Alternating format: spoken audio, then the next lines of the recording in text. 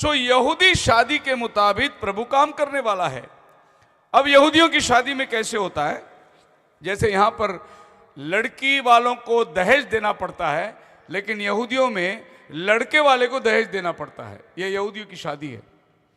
अभी आप देखेंगे तो लड़के एक्चुअली वही सही है, लड़की को लेने के पहले लड़की का कीमत देना पड़ता है, तभी उसको लेके जा सकता है, क्योंकि उस बाप ने उस लड़की को पालन पोषण करके पढ़ा लिखा के, जितना उसका बाप ने खर्चा किया लड़की के लिए, उतना खर्चा दूल्हे के घर वाले देते और लड़की को लेके जाते।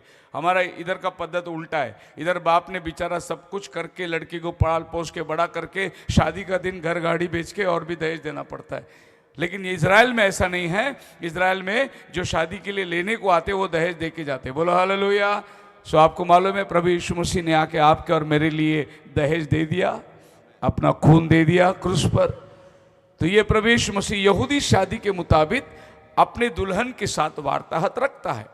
दूसरी बात यहूदी शादी के अंदर एक होती है, मत्ती 24वां अध्याय 36 वचन में प्रभु को पूछा गया, प्रभु आप कब आएंगे?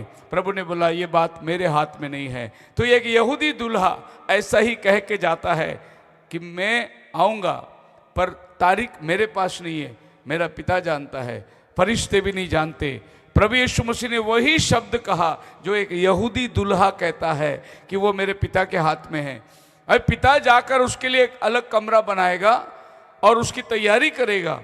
तो यूहन्ना 14 में प्रभु यीशु मसीह ने क्या कहा, मैं जा रहा हूं तुम्हारे लिए घर बनाने के लिए, मैं फिर से आऊंगा, तुम्हें ले जाऊंगा, जहां मैं रहूं वहां तुम भी रहोगे। ये एक दूल्हा अपने दुल्हन से कहता है इजराइल के अंदर कि मैं जा रहा हूं तुम्हारे लिए घर बनाने के बाद मैं फिर से आऊंगा, तुम्हें ले जाऊंगा। तो जब घर बनता है तभी शादी की तारीख दी जाती है, उसके पहले शादी की तारीख नहीं दी जाती। बोलो हालेलुया। इसके लिए प्रभु यीशु मसीह धरती में था तभी लोग तारीख मांग रहे थे उससे। और मैं समझता हूं कि अगर ये हमारे तारीख की जैसी होती तो गड़बड़ हो जाता। अगर ऐसा होता कि दिसंबर 30 तारीख को 2024 में मैं आने वाला हूं, प्रभु ने बोल दिया होता, तो क्या होता? दिसंबर 29 के रात को 12 बजे तक दारू पीते हम, क्योंकि 30 को प्रभु आ रहा है, और रात को 12 बजे पश्चाताप करके बपतिस्मा लेके तैयार होके बैठ जाते, कल प्रभु आने वाला है। पर प्रभु ने तारीख नहीं दिया, यहूदी दूल्हा तारीख नहीं देता।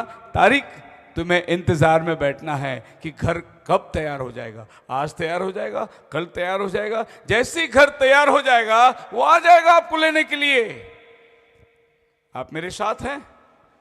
चौथी चीज यहूदी लोग की शादी की ऐसी बात है कि दूल्हा जब दुल्हन को लेने के लिए आता है शादी की तारीख में, वो गांव में नहीं आता, वो गांव के बाहर खड़ा रहता है और दुल्हन को यहां से उठा के ले जाकर उसके रथ में बिठाते हैं।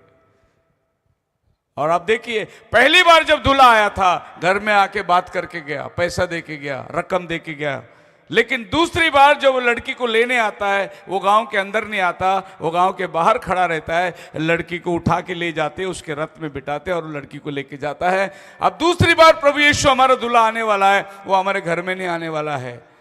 इसके लिए प्रभु ने बोला कोई अगर कहे यीशु इधर है यीशु उधर है तो मत जाना, क्योंकि वो अभी दरवाजे में नहीं आने वाला है, वो आपके घर में नहीं आने वाला है। मेरा बाइबल बोलता है वो बादलों पर आने वाला है।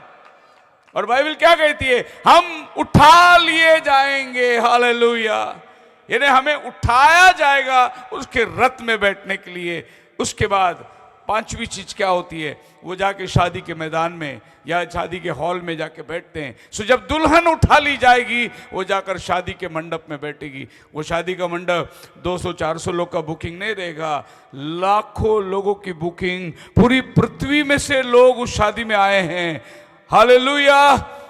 और हमें बताने की जरूरत नहीं कौन क्या है, वहां आदम भी मिलेगा हमें, वहां इसहाक भी मिलेगा, वहां इब्राहिम भी मिलेगा हमें। पीटर वहां रहेगा लेकिन कोमड़ी वहां नहीं रहेगी। समझ में आई आपकी?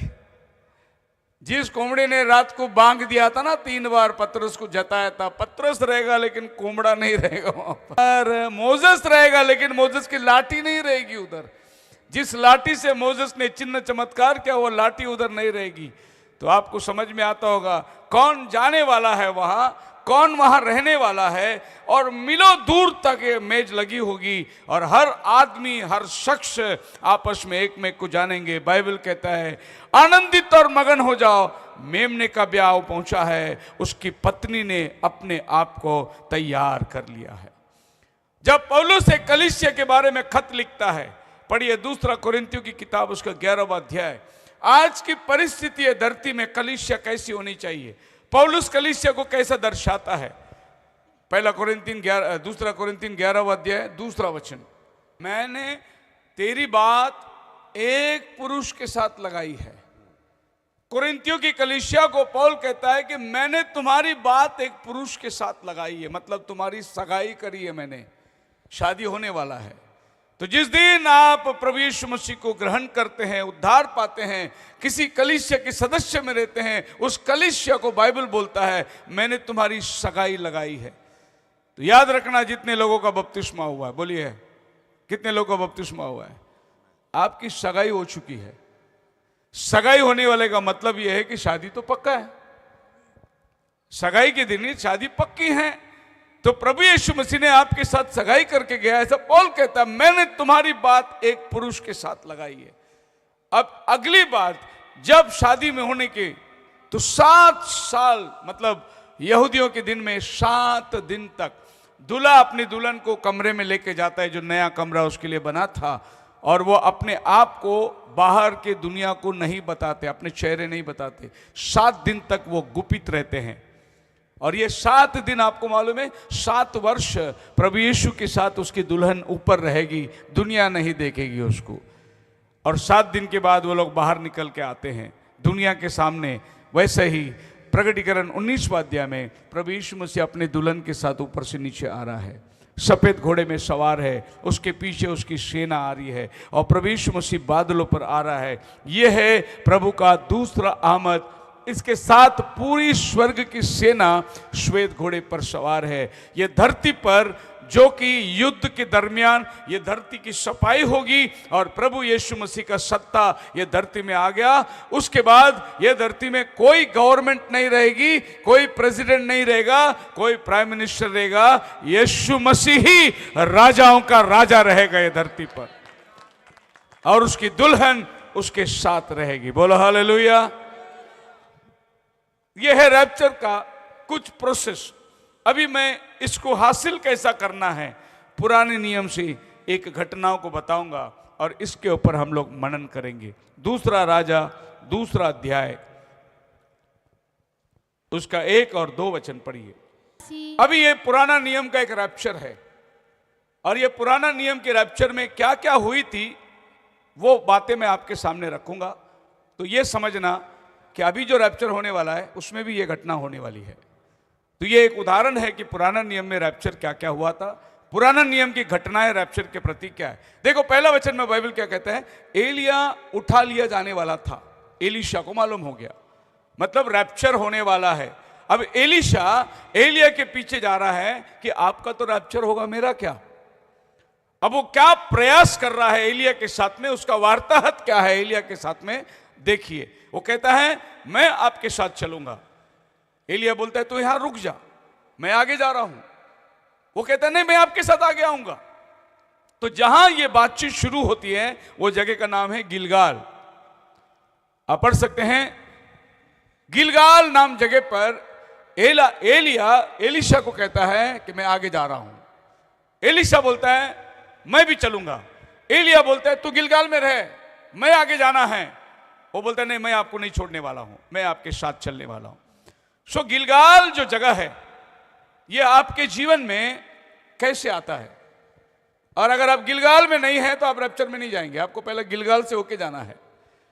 गिलगाल में आपका जीवन पहला, गिलगाल के बाद में एलिया किधर जाता है वही आपको भी जाना है, उसके बाद वो किधर जाता है आपको भी वही जाना है, क्योंकि बाइबल में जो रैप्चर की प्रोसेस है वो एक जैसा है।